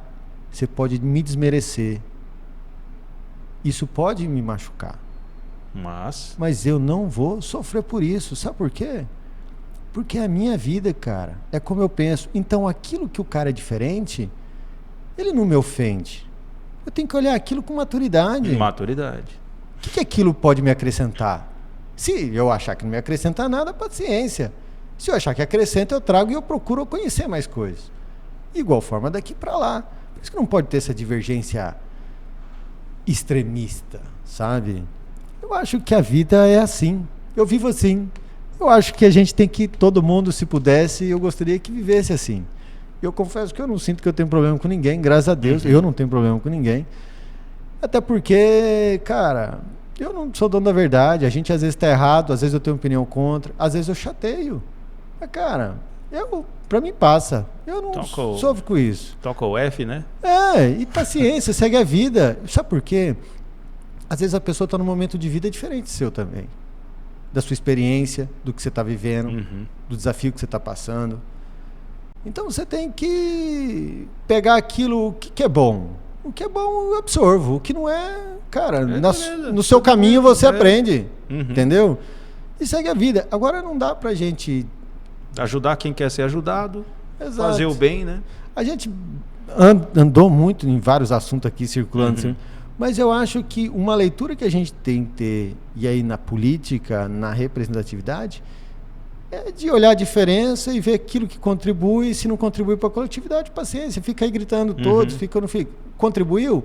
Eu vou achar que, na minha leitura, vamos dizer, a pessoa ali, a gestora, vai falar assim, isso contribui nesse momento, vou submeter a um clamor popular, a um projeto de lei e tal. Agora, se ele achar que aquilo lá é uma bobagem, então... não se ofenda com aquilo, deixa a pessoa falar. Agora, um problema que... Esse dia atrás eu tive um podcast aqui bem interessante com o Neri Geller, ex-ministro da Agricultura, que é o cara que teve, né, era da direita radical, de repente assumiu o Ministério da Agricultura do governo Lula, né? Acho que na Dilma também. Da Dilma, isso, apoiou o governo Dilma, esteve no governo Lula.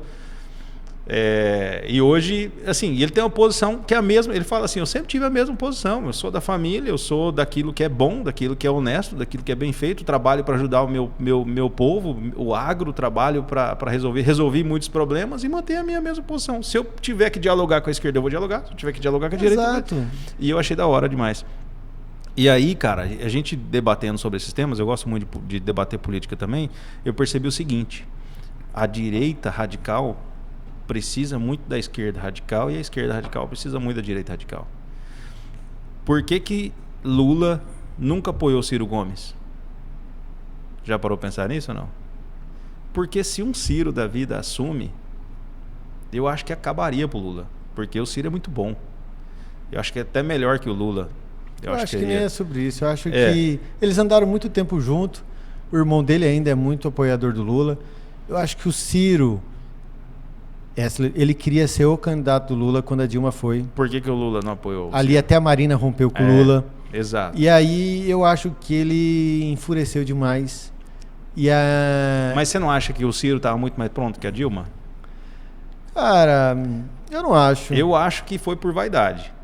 Da mesma forma que você vai ver a mesma dificuldade agora do Bolsonaro apoiar o Tarcísio? Eu acho que o da Dilma foi uma questão mais de... Ser mulher e tal, você acha? Isso jogada também, política? isso também.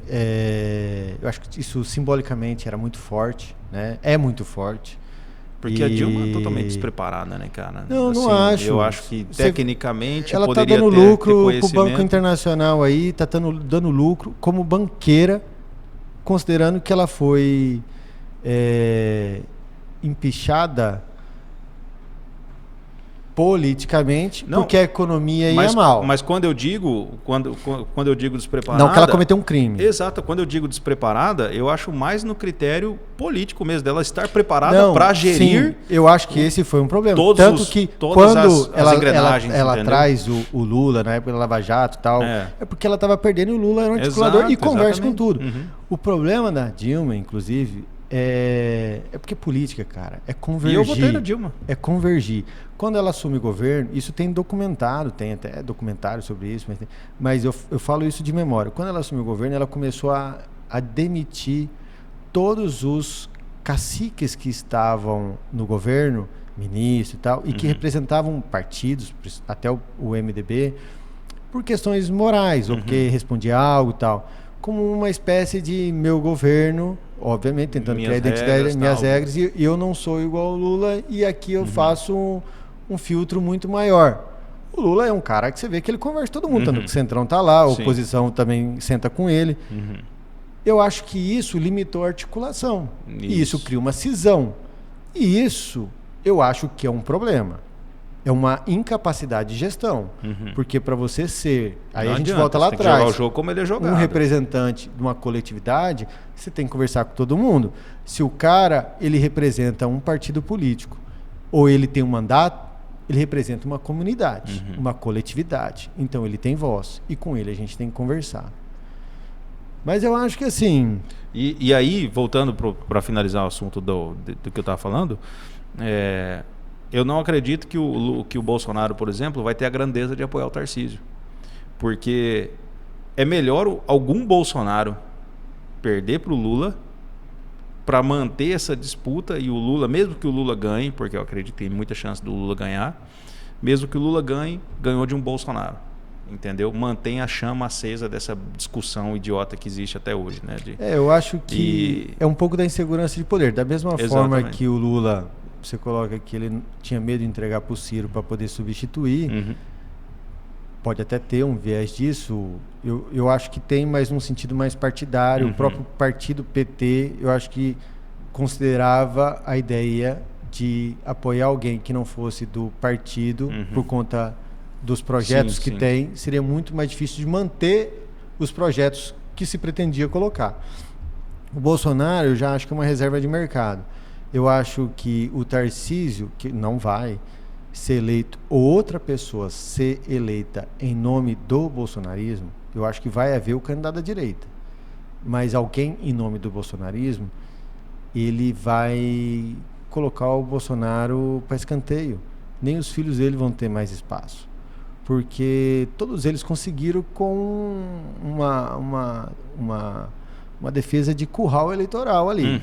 Tanto que o filho dele não tem nada em Santa Catarina, foi lá virar vereador. O outro dele é vereador do Rio e de repente está indo para ser senador em Santa Catarina.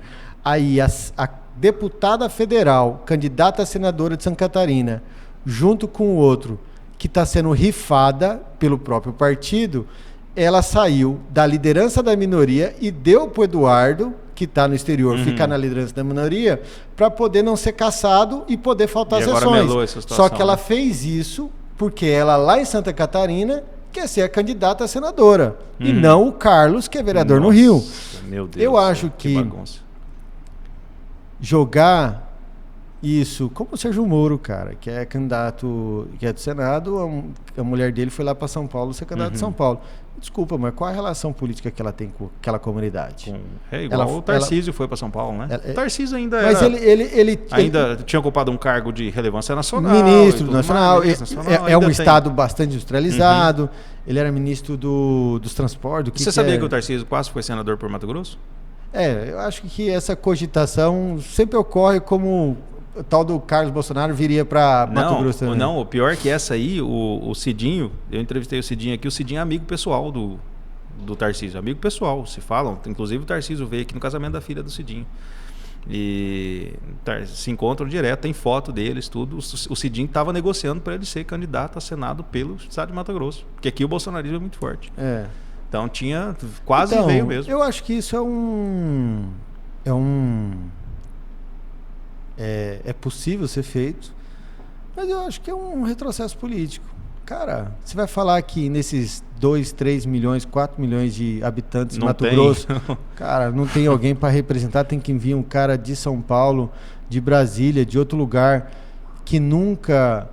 ele mandou dinheiro e tal. Não, peraí, não é isso, cara. Não é mandar dinheiro. É identidade, né, cara? É identidade comunitária, é identidade com... Como é que vai representar a economia local, com os locais.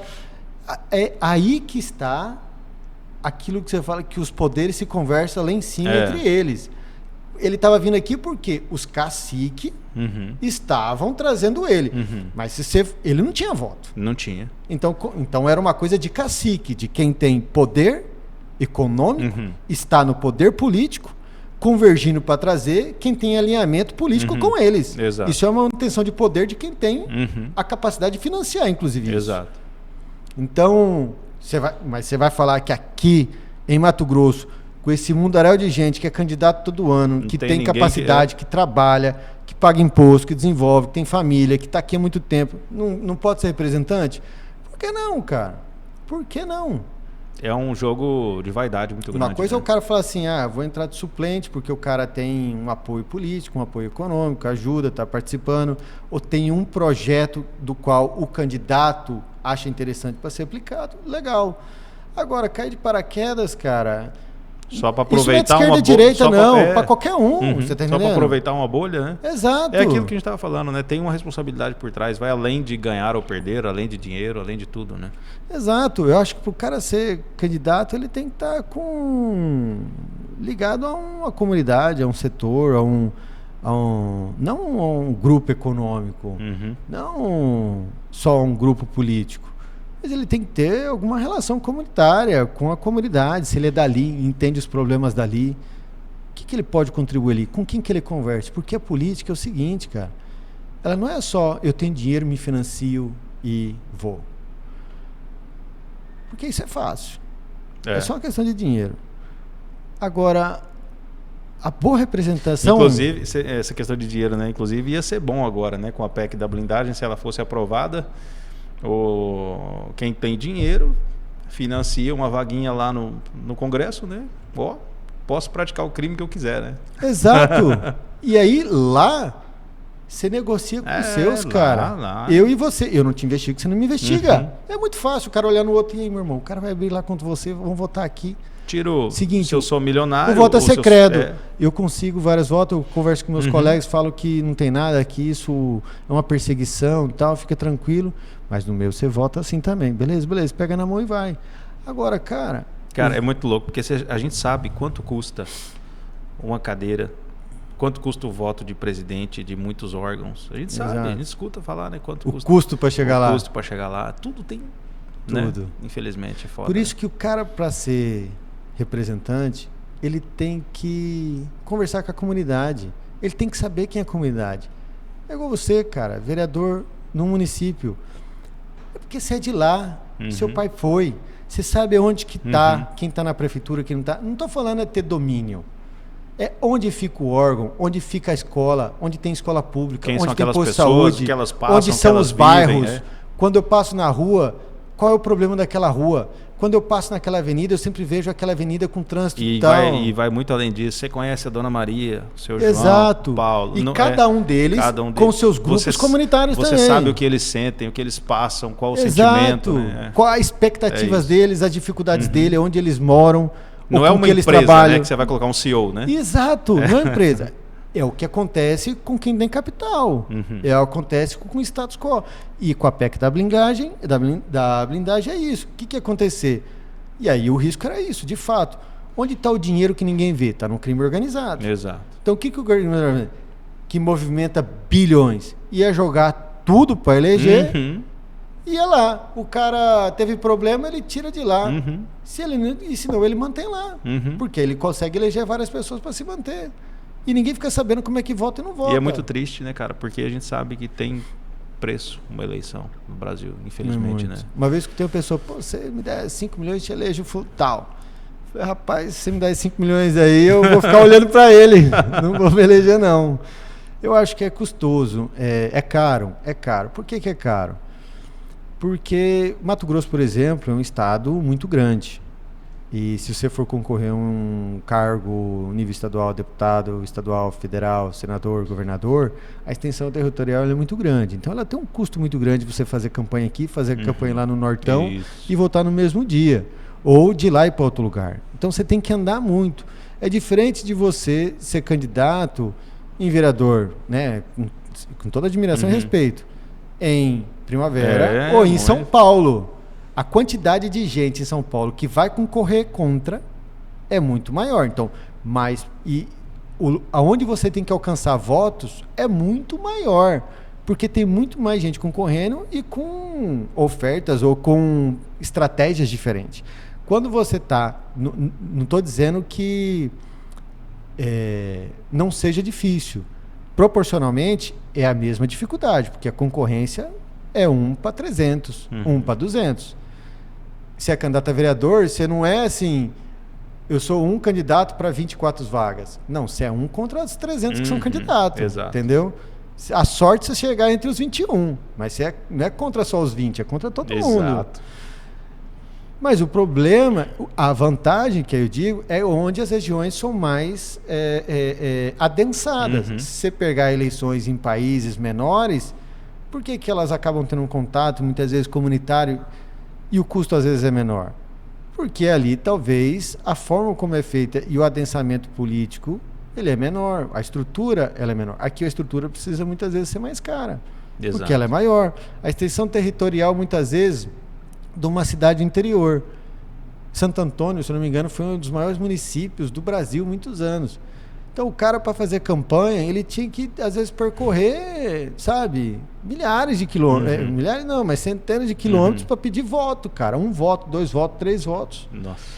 Que muitas vezes numa cidade de capital, você não precisa percorrer tudo isso. Exato. Você fica mais numa região. No seu bairro ali, na sua região. Então eu acho que até um custo, muitas vezes, logístico e desgaste, ele pode ser maior numa cidade interior. Depende de como é que você vai buscar o voto, onde você vai buscar o voto. Se você tem uma comunidade num bairro, uma região, ou uma liderança, ou uma empresa com vários funcionários, isso vai dando uma proporção diferente. Mas eu acho que, de fato, ele não ela é difícil, custosa. Mas, cara, para isso veio financiamento público. Vou fechar a conversa aqui.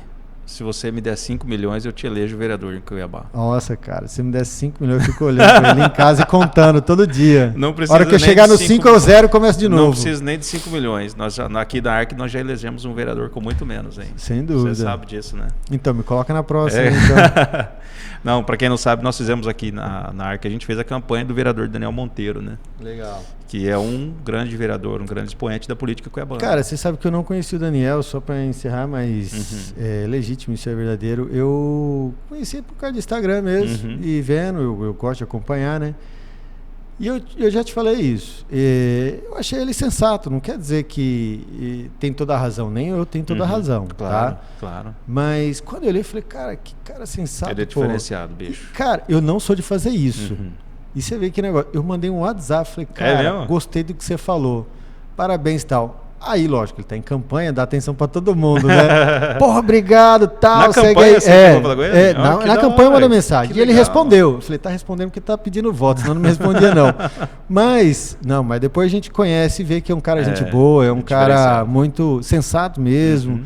E os argumentos dele são muito bons, sabe? É um cara que sabe argumentar. É difícil discutir com ele, hein? É um cara que sabe argumentar. Ele é brilhante, cara. Eu acho que ele sabe se posicionar, sabe tomar um lado. Eu acho que tem algo muito importante muito nele, legal. que é a postura dele, né, cara? É uma postura de um representante. Exato. Tem muita gente que não tem postura de representante, cara. Eu acho que qualquer cargo público de representação popular exige uma liturgia, né? Você não tá brincando com aquilo, né? Exato. Não é seu. Não é seu, exatamente. Exige um respeito, exige uma postura, um comportamento, né? Daniel é um cara muito legal. Cara, nós viajamos aqui. Viajamos, né? Mas foi bom, pô. Eu gosto. Eu também gosto. Vamos marcar. Eu vou te chamar pra gente ir no Pongó. Beleza, do Pongó fazer um News. bate-papo. Show de bola. Cara, muito obrigado pela tua visita. Vocês têm que saber que vocês são sempre bem-vindos aqui na ARC. Vocês são amigos da ARC, são pessoas queridas. Muito obrigado pela confiança de vocês nesse tempo todo que vocês fizeram aqui, né, que estiveram aqui com a gente. E contem, sempre que ficar enjoado de fazer lá, vem fazer um podcast aqui com a gente. Certeza, até para mudar o cenário um pouco. Mudar o cenário, vamos fazer uma temporada aqui e tal. Cara, Felipe, eu agradeço muitíssimo o convite. A gente não combinou o assunto, mas o assunto foi fluindo. Eu gostei muito de falar no assunto. Acho que a gente tem que expor as ideias mesmo. Quando a gente expõe ideias, a gente também aprende com as ideias. Aí, né? Exato. E o mundo devolve para a gente novos conhecimentos, novas informações, como a gente trocou aqui. E você vê que até com posições diferentes, legitimamente batendo papo, sorrindo, pode não concordar, mas discorda, concordando, discorda de novo. Eu amo pessoas. Exato, o que eu mais valorizo na minha vida, são pessoas. Eu saio daqui do shopping, eu converso com o tiozinho que passa aqui recolhendo lixo, eu abraço ele, e aí, meu irmão, como é que você tá? E tudo mais. Aí ele sai lá na frente, a hora que ele me vê, ele fica doido. E eu gosto de pessoas. Sem dúvida que você é assim, cara. Eu sempre me senti assim também. Eu agradeço a receptividade aqui da ARC. Eu desejo muito sucesso para você. Eu acredito muito no seu negócio. Eu acredito muito no sucesso que vocês tiveram com o Daniel. Eu acredito no que vocês podem oferecer. Eu acho que você é um cara trabalhador. Eu vejo isso, cara. Quando você está aqui, tá com o pessoal, para ali, tira foto, trabalha. E eu respeito muito isso, cara. Valeu, porque irmão. Valeu, a pessoa tem disposição para trabalhar, independente da posição que ela está fazendo algo, está produzindo. Não é necessariamente economicamente, mas ela está produzindo para a cabeça, ela está produzindo algo.